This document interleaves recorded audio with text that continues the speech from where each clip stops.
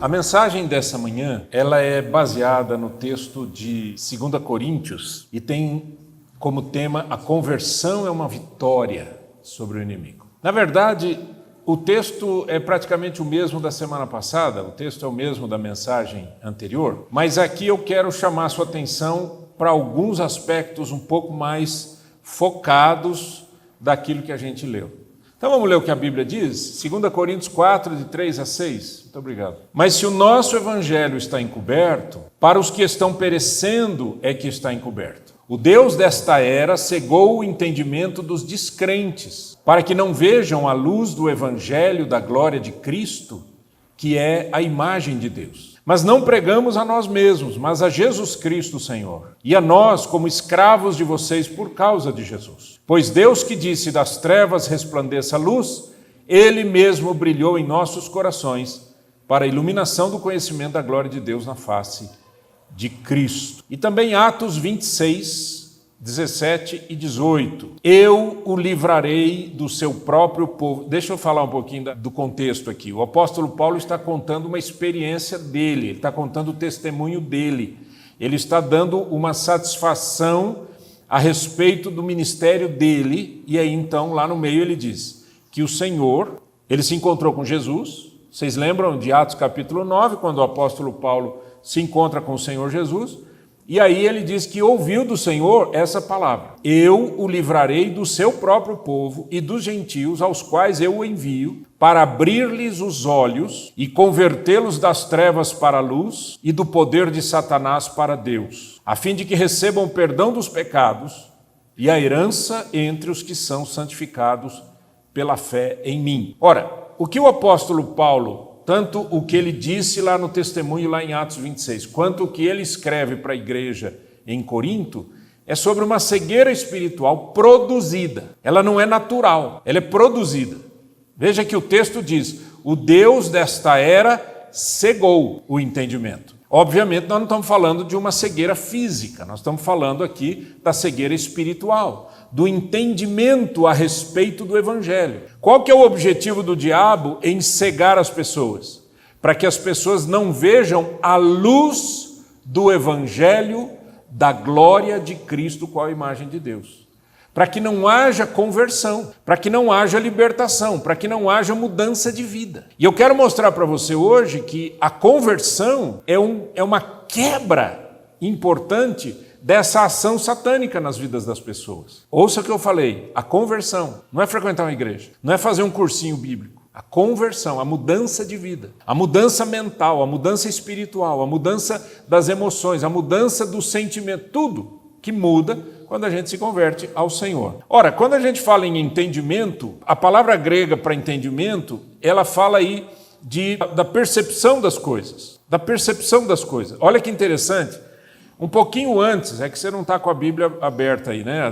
A sua Bíblia aberta. Por isso que às vezes eu falo que usar uma Bíblia de papel ajuda, porque você vai para um lado, vai para o outro, fica mais fácil do que o celular, né? Mas tudo bem, fiquem à vontade. 2 Coríntios capítulo 3, ou seja, o texto anterior ao que nós lemos, né? Nós lemos capítulo 4, começando ali verso 3. Em 2 Coríntios 3, lá no fim quase, o apóstolo Paulo está falando de uma coisa incrível que aconteceu lá no deserto. O que aconteceu lá no deserto? Quando Moisés subia o monte, quando Moisés ia na presença de Deus, quando Moisés ficava aqueles dias todos em consagração, quando ele voltava, o rosto dele brilhava. E aí o que Moisés fazia? Ele aparecia com aquele rosto brilhando e depois ele colocava um véu. Por que ele colocava um véu sobre a sua face? Para eles não perceberem que aquele brilho se desvanecia, ele sumia. Para não desencorajar o povo. Interessante isso, né?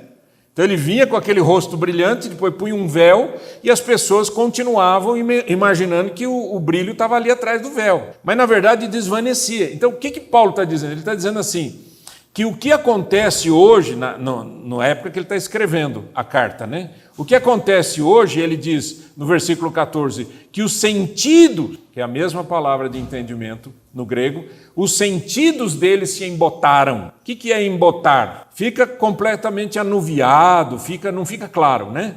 Então, os sentidos deles se embotaram. Na nova versão internacional diz, na verdade, a mente deles se fechou. E aí, ele entra no capítulo 4, falando que quem faz isso é o diabo. E ele diz, o diabo cegou o entendimento dos incrédulos para que não lhes resplandeça a glória do Evangelho, o Evangelho de Cristo com a imagem de Deus. Então vamos dar uma entendida um pouco nisso daqui. Na sequência então do texto, eu vou ler agora 2 Coríntios 3, 14 e 15. Você vai fazer a gentileza de ler comigo? Não precisa ler o noema lá, que é o grego, tá? Vamos ler juntos, em voz alta? Mas os sentidos deles se embotaram, pois até o dia de hoje, quando fazem a leitura da antiga aliança, o mesmo véu permanece, não lhes sendo revelado que em Cristo é removido. Mas até hoje, quando é lido Moisés, o véu está posto sobre o coração deles. Então o que Paulo faz? Ele faz aqui uma analogia do véu que Moisés colocava, que a glória diminuía, para dizer, existe um véu no coração das pessoas, por isso elas não creem. Por isso elas não creem, é difícil, o entendimento deles está embotado. Então, falando um pouquinho sobre isso, eu quero trazer alguns aspectos que acontecem no nosso mundo, que acontecem na sociedade, e que mostram para a gente como os sentidos estão embotados, como a mente está fechada. Primeiro, é o pluralismo. O que é pluralismo? Pluralismo é a gama, aquela quantidade enorme de fé, de religião, de expressões religiosas. E o secularismo, essas duas coisas têm embotado a mente das pessoas. As pessoas estão expostas a uma vasta gama de crenças e ideologias. Vocês concordam ou não? Tem acontecido cada vez mais isso, né? E o que pode tornar desafiador para elas aceitar uma mensagem única, que é a mensagem de Cristo Jesus. Por isso que as pessoas dizem assim, não, mas por que eu tenho que aceitar que Jesus Cristo é o único caminho? Certo? Porque aí elas ficam pensando na quantidade enorme de crenças que existem por aí. E o secularismo enfatiza a separação da religião e da fé. Essa é uma pregação muito forte hoje, né? Porque essa coisa da mistura, o pessoal acha que é uma mistura prejudicial. Diz, não, então, por exemplo, o governo é laico. Laico significa não religioso. Então você tem a sua fé, você tem a sua fé. O problema é seu. Aqui é outra coisa. E aí cria-se um dualismo prejudicial na mente das pessoas e no Evangelho. Porque, na verdade, o que o Evangelho propõe é que a gente viva uma vida tão integral em relação ao Evangelho que isso afete todas as áreas da nossa existência. A minha empresa, minha família, o governo, afete. Não estou dizendo que todo mundo tem que fazer culto, não estou dizendo que o governo tem que fazer culto, mas quem eu sou e a minha fé. Então, esse dualismo é prejudicial e embota o entendimento. Segundo, a influência da mídia e da tecnologia. Você há de convir que a representação do cristianismo ou dos conceitos religiosos na mídia pode ser distorcida ou superficial, ou seja, é algo que está sendo cada vez mais distorcido. Agora, o que eu estou achando interessante é que agora está aparecendo um pessoal, não sei se vocês têm visto, de vez em quando eu vejo, que diz assim, você pensou que esse texto bíblico era assim. Vocês já viram isso? Não? Esses dias eu ouvi um cara falando assim, você sempre pensou que quando Jesus disse dar a outra face é a sua face, né? Pois eu vou te mostrar que não é bem assim. É interessante isso, porque o que o pessoal faz, e hoje a gente tem muito acesso, quando eu fiz seminário, para eu comprar um léxico, o que é léxico? É um dicionário das línguas originais, seja do grego ou do hebraico, mas que traz as declinações. Então eu vou encontrar lá a palavra cantar e vou encontrar a palavra eu cantei, tu cantaste, ele cantou, nós cantamos, etc. Tudo declinado. Para eu comprar um livro desse, era a coisa mais difícil do mundo. Primeiro, porque era importado. Segundo, o preço era em dólar. E terceiro, o mais importante, é que seminarista é pobre. Então, o que acontecia? A gente não tinha acesso. A gente tinha que ir para uma biblioteca. Hoje, gente, você puxa o celular. Eu tenho um programinha de Bíblia aqui, que eu puxo aqui, clico com o dedo assim, ó, em cima da palavra, ele me dá a palavra grega, a palavra hebraica, conceitos, raiz, etc. E aí a pessoa pega a palavra e diz, esta palavra quer dizer isso. E não está errado, ela quer dizer aquilo, mas ela não quer só dizer aquilo, porque nós estamos trabalhando com duas línguas praticamente mortas, que é o grego koiné do Novo Testamento, é o grego, o pessoal fala, mas o grego de hoje não é o grego koiné, que é o grego falado lá no Novo Testamento. E o hebraico antigo, que é morto também, apesar dos hebreus agora, né, os israelitas falarem em também é uma língua em mutação completa. Aquela língua está morta. Então é muito difícil. Por que eu estou falando isso? Porque você tem que tomar muito cuidado. Como a gente é ignorante de línguas mortas, todos nós, inclusive eu que estudei um pouquinho, a gente é ignorante, que eu sei disso. O cara tem que ser catedrático na área, né? Para entender alguma coisa nessa área de linguística aí. Mas a gente é ignorante, o que acontece? Alguém chega e diz, olha, essa palavra quer dizer isso. Então, o significado não é esse. Então, aí o que ele interpretou assim? O rapaz interpretou assim. Esse rapaz não sei quem é. Não sei se é pastor, o que é. Ele diz assim, e na verdade é o seguinte, quando alguém afetar a tua honra, vire as costas e vá embora. Essa é a interpretação dele por o texto. Quando alguém te ferir numa face, oferece a outra. O que vocês acham? Vocês aceitam assim? Na boa? Uns aceitam, né? Ou dormiram enquanto eu estava explicando. Entende o que eu quero dizer? Porque a tradução e a interpretação dos textos bíblicos, eu estou explicando isso para você porque você vai se deparar cada vez mais com isso. Ela depende do contexto.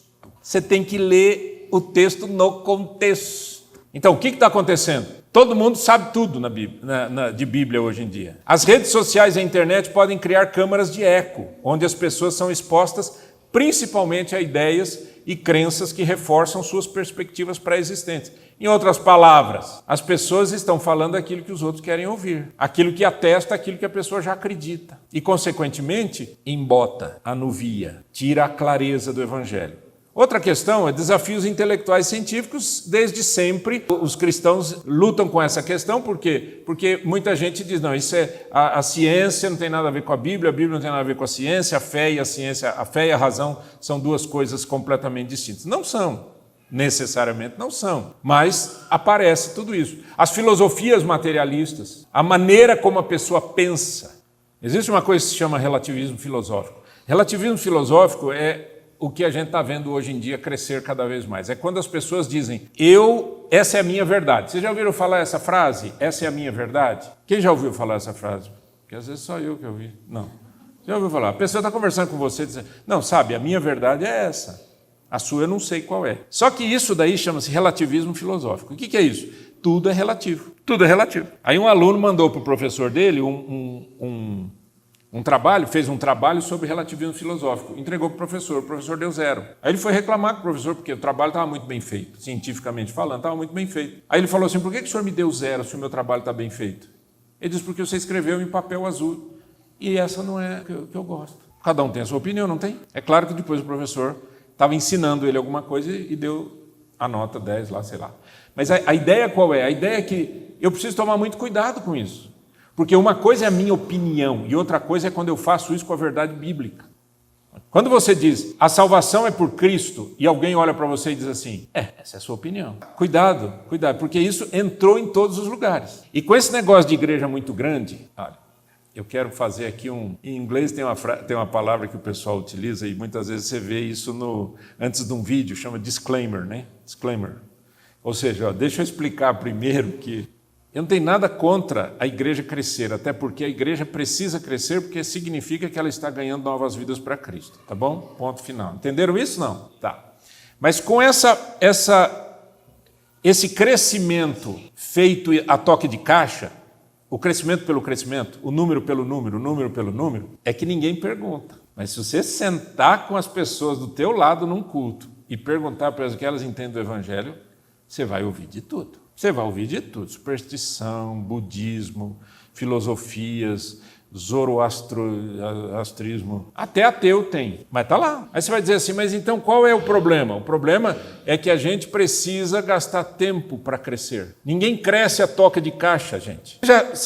Geralmente quando a gente cozinha, faz comida em casa, geralmente a gente está com fome, né? A melhor coisa é você fazer um lanchinho, um negocinho, qualquer coisinha que você põe na boca para não ficar com muita fome. Por quê? Porque senão você quer apressar a comida, né? É igual fazer churrasco. Quando a gente faz churrasco, é sempre assim, todo lugar é assim. Você está ali na churrasqueira, fica meia dúzia de pessoas do lado, não fica? É uma graça, desespera, mas todo mundo fica ali. E a pergunta qual é? Precisa de ajuda? Não precisa de ajuda nada, os caras estão com fome. E na verdade, o que eles querem? Eles querem apressar. O que acontece, cozinheiros do meu Brasil, churrasqueiros do meu Brasil? O que acontece quando você apressa uma carne ou o que seja? O que acontece? Por exemplo, o melhor jeito de fazer um bom churrasco é quando você vê que a pregação ela é culta também. Você aprende de tudo aqui. Mas a melhor maneira de fazer um bom churrasco é quando você tem brasa, certo, César? Conhece essas coisas. É a brasa. Mas quando você está com fome e quer fazer logo, o que você faz? Você manda um álcool em cima do fogo, deixa aquelas chamas que pega assim, você sai meio careca aqui, a parte da frente, sem cílio, sem sobrancelha, aquele fogão, e aí o nego mete a carne lá e faz assim, vira, pá, a carne fica preta. Horrível, fica dura, fica... Certo? Aprenderam como é que faz churrasco? O que eu quero dizer? Eu acho que eu estou ficando velho, eu acho que estou falando muita coisa. Deixa eu explicar. O que eu quero dizer é que não dá para apressar a maturidade das pessoas. Não dá para você apressar o crescimento espiritual. Por quê? Porque eu só aprendo praticando a fé. Por exemplo, na pandemia, todo mundo foi para a internet porque estava todo mundo dentro de casa. Mas quem é que cresce na frente da televisão, espiritualmente? Não dá. Você tem que ter comunhão, você tem que orar pelas pessoas, você tem que aprender a enfrentar os problemas, você tem que enfrentar os seus problemas na base da oração, você tem que aprender o que as Escrituras dizem, você tem que ler a palavra de Deus. O crescimento espiritual acontece no exercício da fé cristã. Outra questão é desafios intelectuais e científicos, já vi, e experiências pessoais e educação. Ou seja, eu aprendi assim, é muito comum isso. Eu aprendi assim em casa. Meus pais ensinaram a gente assim.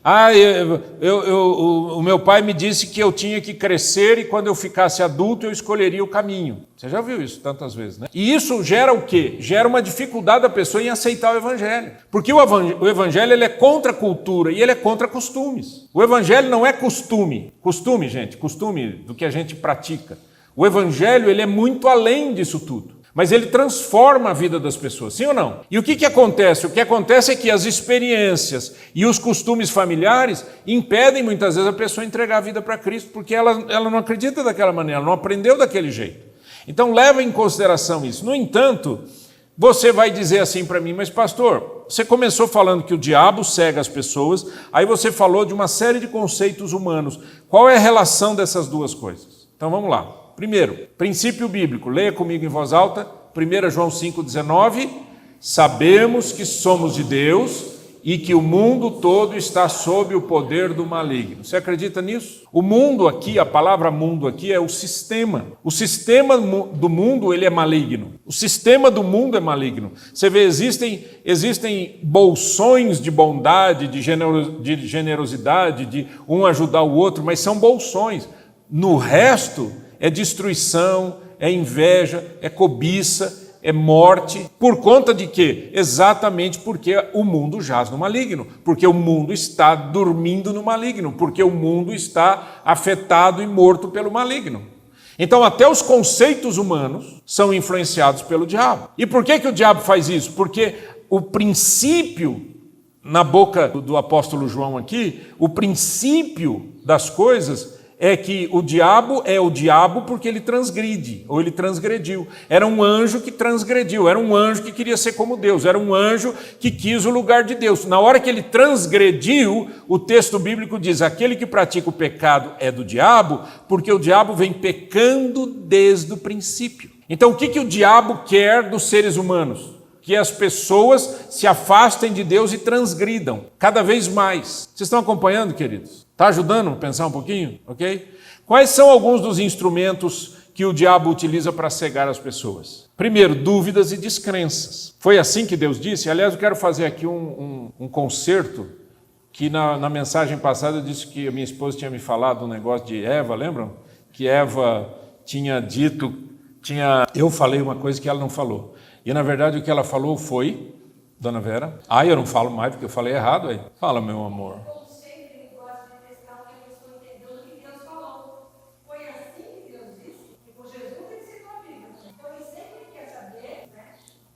É assim que Deus diz? Se ele perceber que a gente não conhece a palavra de Deus, fica mais fácil da gente cair na tentação dele. É isso aí. Obrigado, Verinha. Essa moça tem talento. Vai longe. É uma benção essa mulher. Glória a Deus. O que é que diz Hebreus 11:6? Sem fé, pois quem dele se aproxima precisa crer que ele existe e que recompensa aqueles que o buscam. Ora, se o diabo coloca a dúvida é contra isso. E se é contra isso, o que acontece? A pessoa não tem fé. E se a pessoa não tem fé, agrada a Deus? Não agrada a Deus. Pronto, o diabo acertou. Pastor, toda dúvida do diabo, olha, existe uma coisa que chama-se dúvida e uma coisa que se chama eu não sei. Dúvida é quando eu duvido do conceito. Dúvida é quando eu digo assim, será que é isso mesmo que Deus disse? Eu não sei significa, o que será que esse texto quer dizer? Em português a gente usa a mesma palavra, mas a dúvida que a gente está falando é quando você confronta a verdade das Escrituras. E isso é uma ação satânica. Aí eu volto lá em Atos capítulo 26. O que é que... Vamos ver, vocês têm memória boa. Essa igreja aqui é a igreja da memória bíblica, certo? O que é que Paulo disse quando ele se converteu lá? Ele disse que ele ouviu do Senhor. Ele diz, olha, Jesus disse assim para ele, envio-te para lhes abrires os olhos, das trevas os converteres à luz e do poder de Satanás para Deus. Quando o apóstolo Paulo é chamado para a missão, presta atenção nisso, quando ele é chamado para a missão, qual é o conselho que o Senhor diz para ele? Você vai precisar lutar contra a cegueira espiritual produzida pelo diabo que coloca as pessoas nas trevas. Envio-te para lhes abrires os olhos, das trevas os converteres à luz, do poder de Satanás para Deus. Então, a pregação do evangelho não é uma coisa simples. Evangelizar não é uma coisa simples. Eu aprendi aqui uma formulinha, eu vou explicar. Não é assim. Você tem que guerrear espiritualmente. Quantas vezes, eu faço sempre isso, sempre. Eu vou conversar com uma pessoa a respeito da Bíblia, espiritualmente, antes e durante, eu estou em oração, repreendendo os demônios que cegam aquela pessoa. Senão, não vale a pena a gente acreditar na Bíblia. Senão, a conversão se torna um assentimento mental. Sabe o que é assentimento mental? Eu pensava assim, agora eu penso assim. E amanhã você vai pensar de outro jeito. Parece adolescente que muda de ídolo a cada verão. Não. Conversão é uma ação do Espírito Santo de libertação. O que é que o Senhor fala através da boca do apóstolo Paulo em Colossenses? Ele nos libertou do império das trevas e nos transportou para o reino do Filho do seu amor, em quem temos a redenção pelo sangue de Jesus. Ele nos transporta. Veja, gente, que é um transporte, ele só não é geográfico, mas é quase geográfico. Eu estava nas trevas, eu vivia nas trevas, e o Senhor me transporta para o reino de Cristo. São duas coisas distintas. Agora, quem está no império das trevas, como é que faz para sair disso? Aí vem Jesus e diz para Paulo, eu estou te mandando para esse povo, para você abrir os olhos desse povo, do poder de Satanás levar esse povo para Deus e sair das trevas para a luz. Então são dois estados espirituais absolutamente distintos. Estão acompanhando? Então não é o quanto eu sei e você não sabe quando eu estou evangelizando. É o poder de Deus numa batalha ali por aquela vida que você está fazendo em oração. Antes de pregar, antes de começar um culto, seja aqui, seja numa casa, seja onde for, eu repreendo os demônios que possam estar embotando as mentes das pessoas. Por que você faz isso, pastor? Porque eu não quero falar para pessoas que estão embotadas, estão cegas. Cansaço é uma coisa. O cara dormir com alguém pregando o evangelho para ele é espiritual. Eu e a Vera íamos em São Paulo, quando eu era pastor em São Paulo, a gente viajava, né? Na cidade de São Paulo, eu andava 30 quilômetros para ir, 30 quilômetros para voltar, dentro da cidade. E ainda estava longe de chegar perto das fronteiras da cidade, né? A gente ia num grupo familiar que a gente tinha lá. E aquela família tinha convidado uma moça, uma japonesa, não tem nada a ver que era japonesa, mas identificando apenas. E a gente cantava alguma coisa e ela estava ali toda felizinha. Ela chegava felizinha, ela chegava alegrinha. Era muito simpática a moça. Aí cantava, ela estava toda feliz. Aí eu dizia assim, então agora, queridos, eu quero abrir a Bíblia no texto tal. Ela desligava, igual assim...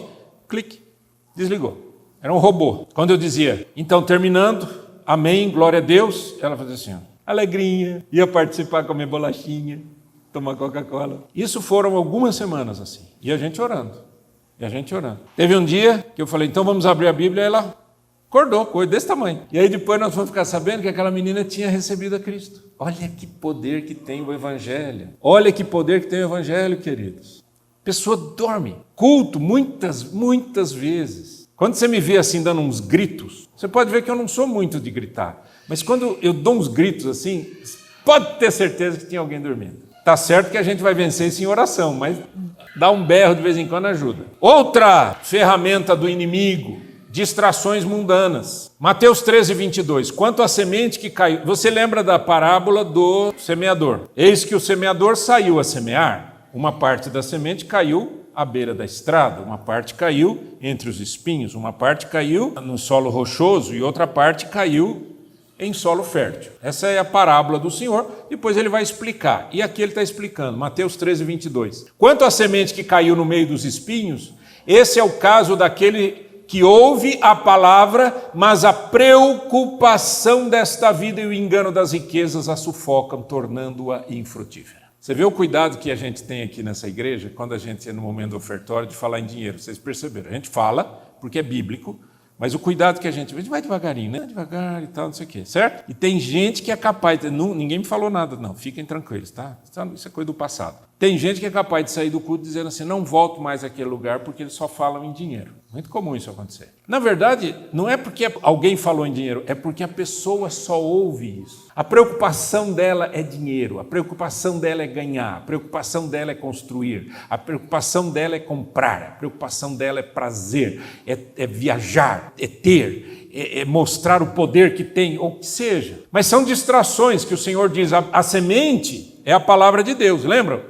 Na parábola, a semente é a palavra de Deus. Então, se a semente é a palavra de Deus, a semente ela é igual para todos os solos. Agora, a semente que caiu à beira do caminho, diz o texto, o diabo vem e tira aquela palavra do coração da pessoa. A pessoa ouve a palavra e o diabo vai lá e arranca. Vocês já viram que tem gente que domingo à tarde começa a ficar mal-humorada? Vocês já viram? Quem já viu, gente? Para eu não passar aqui como uma pessoa fantasiosa. Pelo amor de Deus. Muito obrigado. Talvez seja você que acontece. Por que a pessoa vai ficando triste no domingo à tarde? Porque ela tem que trabalhar a segunda, certo? Ao invés de ficar feliz de que vai trabalhar e vai dar glória a Deus e vai aprender coisas e vai construir alguma coisa, ela está preocupada. E essa preocupação é o que o texto bíblico está dizendo. A preocupação dessa vida tira a palavra.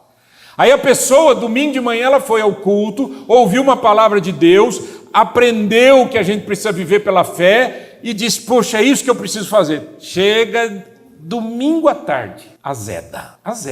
Bom, já azeda porque fica na televisão assistindo. E domingo não tem nada de bom para assistir. Nem segunda, nem terça. Nem quarta, nem quinta, nem sexta, nem sábado. Domingo piora, né? É que não é mais da época, mas eu diria assim que a pessoa ela vem no culto de manhã, almoça, geralmente é macarrão ou polenta com frango, come um pouquinho a mais, vai dando aquele soninho, liga a televisão no Silvio Santos, chega...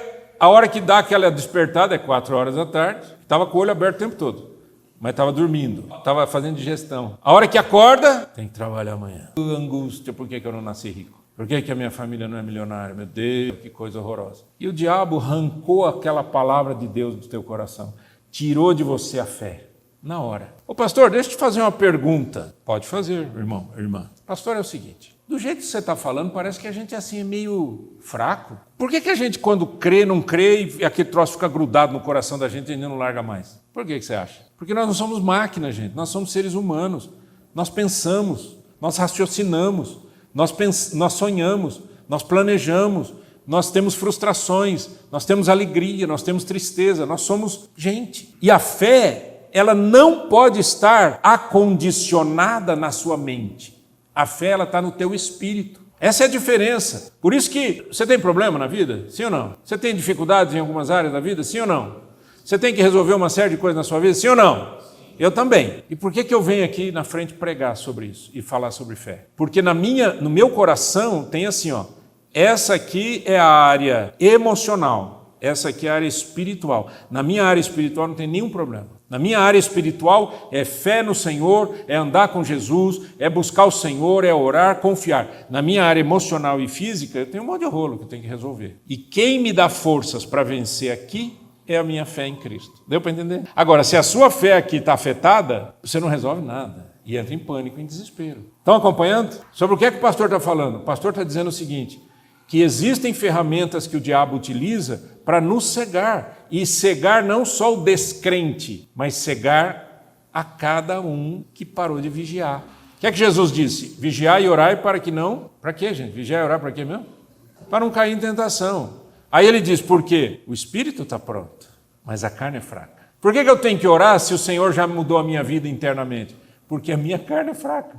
Porque a minha mente é horrível. A minha mente luta contra o meu espírito. O apóstolo Paulo disse, o bem que quero fazer não faço. O mal que detesto é esse que pratico. Eu quero propor a você hoje pela manhã, em nome do Senhor Jesus, vitória. Mas não é aquela vitória que muitos pregam por aí, que é aquela coisinha assim... Olha, Deus vai te dar um carro novo. Olha, você vai passar a comer camarão ao invés de comer a 100. Olha, você não sei o quê. Isso é besteira, isso é mentira, isso é frase feita.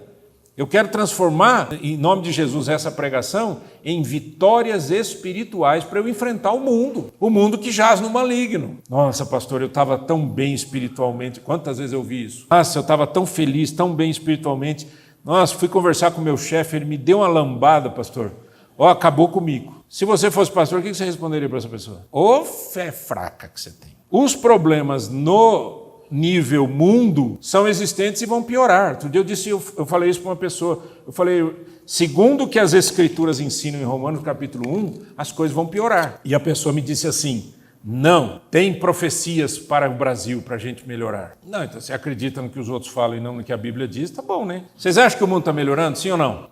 A natureza está melhorando, sim ou não? Nossa, pastor, mas só ler Romanos capítulo 8, que diz que a natureza está gemendo. A natureza está gemendo, isso é 2000 anos atrás foi escrito. E a natureza vai continuar gemendo. Tem uma pessoa com quem eu faço coaching, que ela é de uma cidade aqui de Santa Catarina, e eu entrei em contato com ela e falei, olha, eu fiquei sabendo que a sua cidade está debaixo d'água, o que está acontecendo, não sei o quê. Ela teve a polidez e a educação de pegar o celular e ir lá no prédio dela e falou, olha, eu moro no lugar mais alto da cidade e ainda moro num prédio. Mas, e ela foi apontando assim, filmando e apontando. Ali está embaixo d'água, ali está embaixo d'água, ali está embaixo d'água, ali está embaixo d'água. Cidade inteira, redor, tudo embaixo d'água. E como é que você anda? Como é que você sai? Como é que você entra na cidade? O mundo está sofrendo.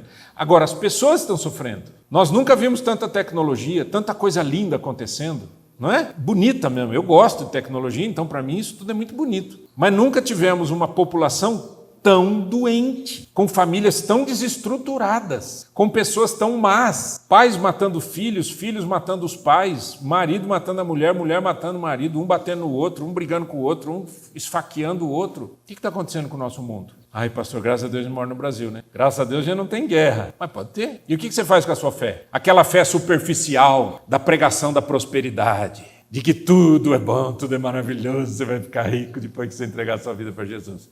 E aí vem o governo e segura o teu dinheiro. O que você faz? Eu tenho idade suficiente para lembrar da quantidade de pacotes econômicos que o Brasil já passou. Eu só não fiquei doido na época do Collor, quando ele segurou o dinheiro, porque eu não tinha dinheiro para ele segurar. Não tinha mesmo. A minha conta estava negativa, eu tive que ainda pôr dinheiro, né?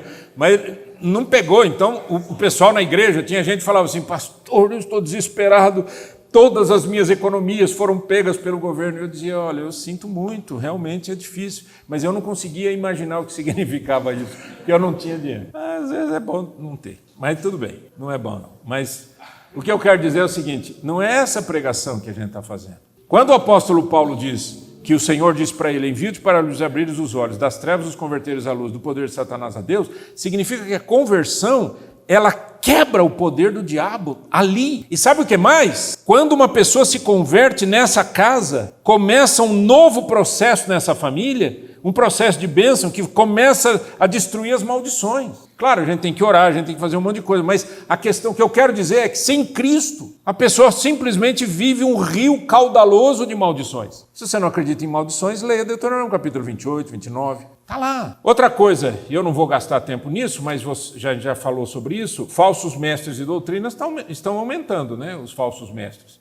2 Coríntios 11, 13 a 15, pois tais homens são falsos apóstolos, obreiros enganosos, fingindo-se apóstolos de Cristo. Isso não é de admirar, pois o próprio Satanás se disfarça de anjo de luz. Eu acompanhei mais ou menos, de vez em quando eu vou lendo alguma coisa aqui, uma coisa ali, eu não gosto muito dessas desgraceiras, mas às vezes chega para a gente, né? Como eu uso muito computador e uso muito internet, trabalho demais com isso, produzo muito material, muitas vezes eu estou buscando, inclusive, informações ou exemplos do que está acontecendo. Teve um caso de uma menina aí, uma cantora gospel, não sei se vocês lembram, uma cantora. O marido tinha, acho que, um podcast.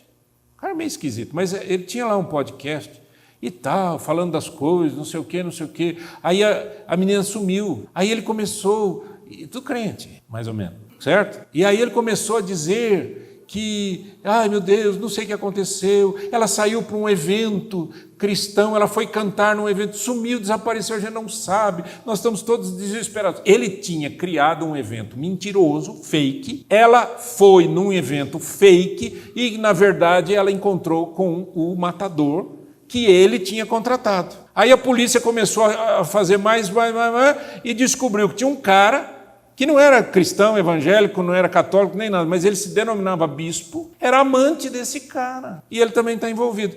O que é isso? Sabe que às vezes eu tenho vontade não, Senhor, misericórdia, não é isso que eu quis dizer. Eu gostaria muito que alguns eventos da Bíblia se repetissem. E, não, é sério, você se lembra, no livro de Atos dos Apóstolos, o cara foi entregar uma oferta. E ele disse assim, ó, tudo que eu tenho está aqui. Por quê? Porque a igreja estava vendendo os bens que tinham para distribuir equitativamente. Todo mundo vai ser abençoado. Aí ele tinha um terreno, vendeu o terreno, só que ele mancomunou com a esposa dele segurar uma parte. Gente, não quer dar tudo, não tem problema nenhum, mas não diga que é tudo. Aí chega lá nos pés do apóstolo e entrega. O que aconteceu? Morreu. Aí vem a mulher. Aí o apóstolo fala assim, tudo bem? O cara já estava enterrado lá. Ô irmã, tudo bem? Escuta, só uma perguntinha. Vocês venderam aquele terreno e estão entregando tudo? Sim. Tá vendo aqueles caras ali? Ó?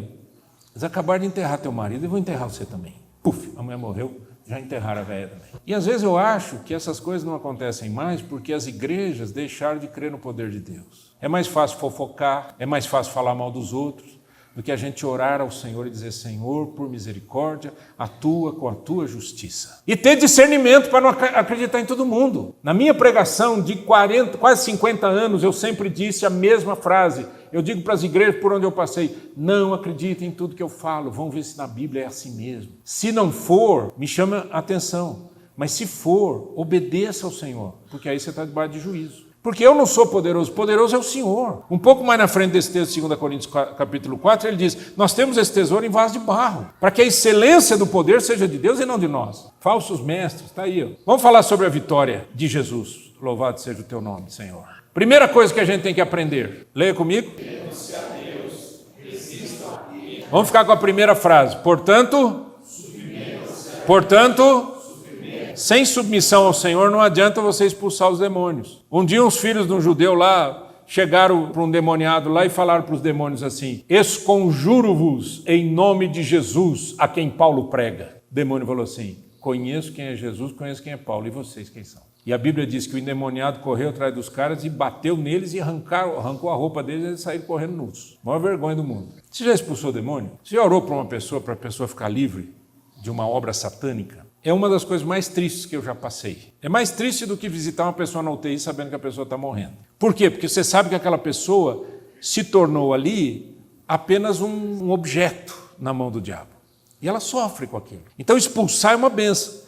Mas toda vez que eu fui fazer oração por alguém, o quanto que eu orei ao Senhor falando, Senhor, eu sou submisso ao Senhor, a minha mente é submissa ao Senhor, meu corpo é submisso ao Senhor, Senhor, a minha fé é submissa ao Senhor, Senhor, por favor, não me deixa ter nenhum, se eu pequei e não me lembro, me faz lembrar e eu peço perdão em nome de Jesus. Por quê? Porque se eu não me submeto a Deus, eu não faço a segunda parte do versículo, eu não consigo aplicar. A primeira parte do versículo é submeta-se a Deus. Segunda coisa, é preciso aceitação total da vitória de Cristo. 1 João 3,8, vamos ler juntos? Aquele que pratica o pecado é do diabo, porque o diabo vem pecando desde o princípio. Para isso, o Filho de Deus se manifestou, para destruir as obras do diabo. Quando eu oro por alguma coisa, eu digo, Senhor Jesus, o Senhor se manifestou para desfazer as obras do diabo. Senhor, desfaça essa situação, desfaça aquela situação. Às vezes a pessoa não está endemoniada, mas ela está perturbada, ela está confusa, ela precisa de Jesus, ela precisa da luz de Cristo. Deus pode contar com você? Olha o que você vai falar. Deus pode contar para você? com você? Porque o poder não está em você, o poder está no Cristo vivo. Para isso se manifestou o Filho de Deus, para desfazer as obras do diabo, para acabar com essa brincadeira satânica horrível. Se eu não tenho essa convicção, eu não consigo orar. Terceiro lugar, compreender o que Cristo fez por nós na cruz. Quer ler comigo? Quando vocês estavam mortos em pecados e na incircuncisão da carne, Deus os vivificou com Cristo.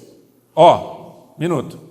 Deus os vivificou com Cristo significa, da mesma maneira que Cristo foi ressuscitado dentre os mortos, Deus nos tira do império das trevas, certo? Essa é a ideia da vivificação. Continua. Ele nos perdoou todas as transgressões e cancelou o escrito de dívida que consistia em ordenanças e que nos era contrária. Ele a removeu, pregando-a na cruz e presta atenção nisso.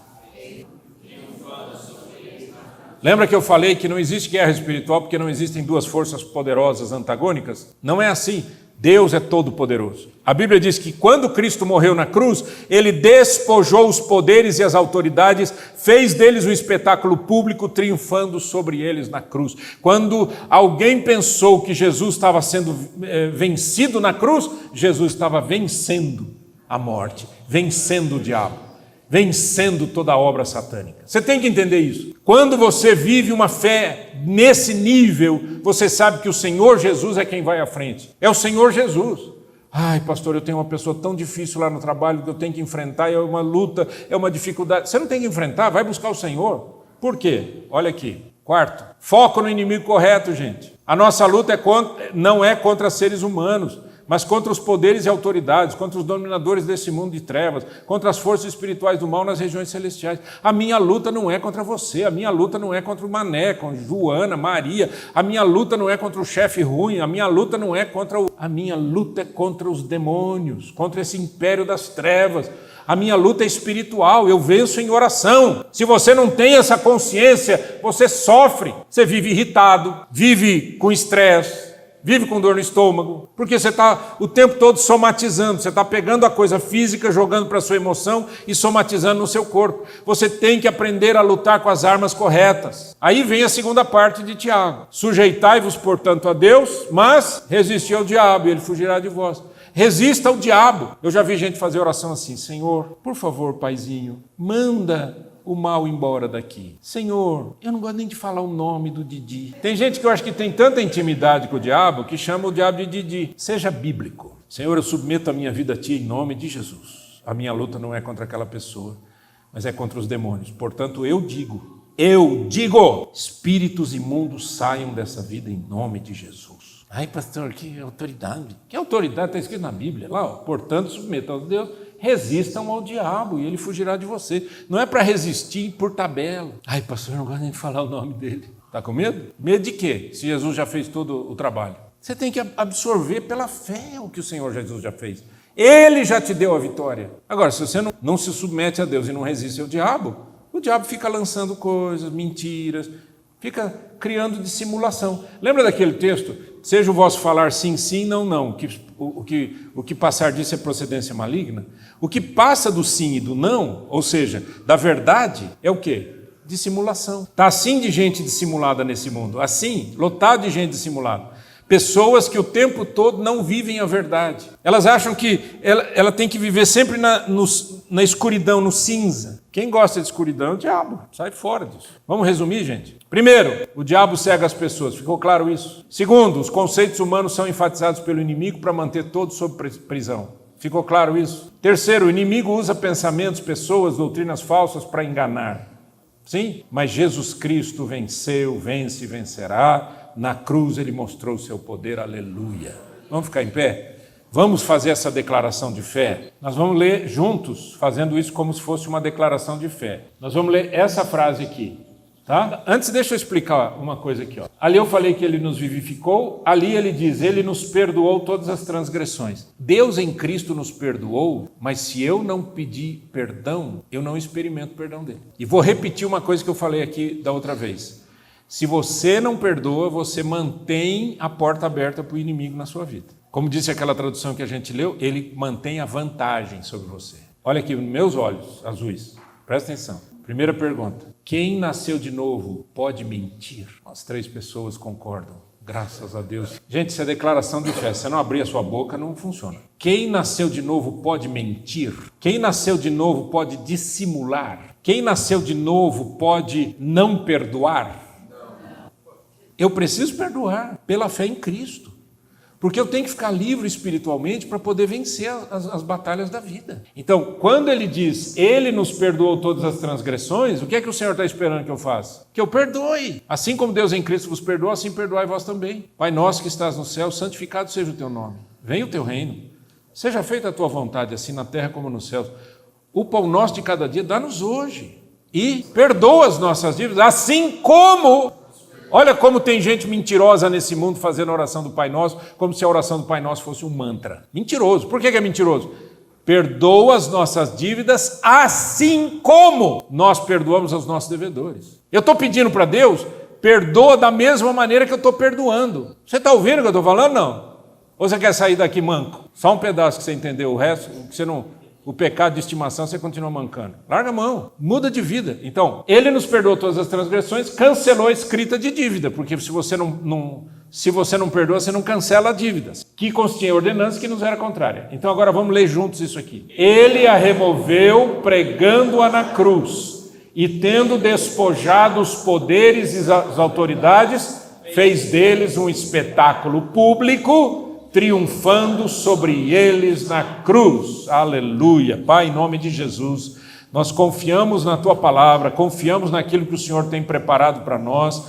Pai, nós queremos estar coração limpo, puro na Tua presença. Queremos nos submeter ao Senhor, nos submeter totalmente ao Senhor, o nosso espírito em primeiro lugar, a nossa mente, o nosso corpo. Queremos que a nossa vida te seja agradável e queremos resistir ao diabo em nome do Senhor Jesus Cristo, porque foi Jesus quem venceu, foi Jesus quem cravou na cruz ali todos os nossos pecados, que tirou de nós a dívida. O diabo, ele é acusador, ele quer nos fazer lembrar da dívida, mas nós fomos salvos, lavados no sangue de Jesus Cristo. Oh Deus, e aqueles que ainda não tomaram essa decisão, que hoje participem dessa maravilhosa oportunidade de dizer: Senhor, eu te entrego a minha vida, eu te entrego a minha vida, eu quero andar contigo, eu não quero viver, ó Deus, para mim, quero viver para o Senhor, eu não quero viver, ó Deus, para o diabo, eu não quero ficar me alimentando com as mentiras do diabo, eu não quero ter dissimulação na minha mente, eu não quero que a minha mente fique embotada, eu quero uma mente limpa para a glória de Deus, uma mente que se renova a cada dia, uma mente que é renovada pela Bíblia, pela palavra de Deus, pelo estudo bíblico, pela oração, pela fé, pela adoração, pela oração em nome de Jesus. Glorificado seja o teu nome para sempre. Ó Deus querido, seja esse momento, um momento santo na nossa vida, de romper cadeias de maldição na nossa história, na submissão ao Senhor, Senhor, submeto a minha família ao Senhor, submeto a minha esposa, meus filhos, meus netos, minhas noras, submeto meus irmãos, submeto meus sobrinhos ao Senhor. Em nome de Jesus eu quero te pedir, ó Deus, que a fé vá, Senhor amado, trabalhando corações, e aqueles, ó Pai, que eventualmente ainda não se entregaram a Cristo, aqueles que ainda não sabem, ó Deus, o que está acontecendo, que eles sejam livres pelo poder do nome de Jesus. Abra as mentes dessas pessoas. Faz aquilo que o Senhor disse para Paulo. E é interessante, Senhor, que o Senhor não disse: eu vou abrir os olhos deles. O Senhor disse: eu envio para você abrir os olhos deles. Que é através da pregação e da oração, da batalha, da luta. Mas não é uma luta física. E não é uma luta de argumentos. É uma luta espiritual. Pai, dá liberdade para esse povo em nome de Jesus. E que a nossa igreja, que tem no nome a palavra Trindade, seja uma igreja que viva na dimensão do Pai, do Filho e do Espírito Santo. E tudo aquilo que o Senhor ensinou para a gente, para a tua glória. Pai, abençoa as crianças. Senhor, nós queremos que essa igreja tenha um departamento de crianças maravilhoso. Eu te agradeço, Senhor, porque os meus netinhos estão aprendendo a conviver na igreja. Eles estão aprendendo. Eu te agradeço, Senhor, porque tem algumas crianças que estão vindo. Eu te agradeço porque tem alguns adolescentes que estão vindo, mas eu te peço em nome de Jesus Que os pais aqui façam essa oração. Senhor, eu me submeto a Ti, mas eu resisto ao diabo e toda a mentira do diabo e todo o engano do diabo nas vidas da minha família. É a nossa oração em nome de Jesus. E que a graça de nosso Senhor e Salvador Jesus Cristo, o amor de Deus, o nosso Pai, e a comunhão do Espírito Santo estejam sobre nós, hoje e sempre, em nome de Jesus. Amém.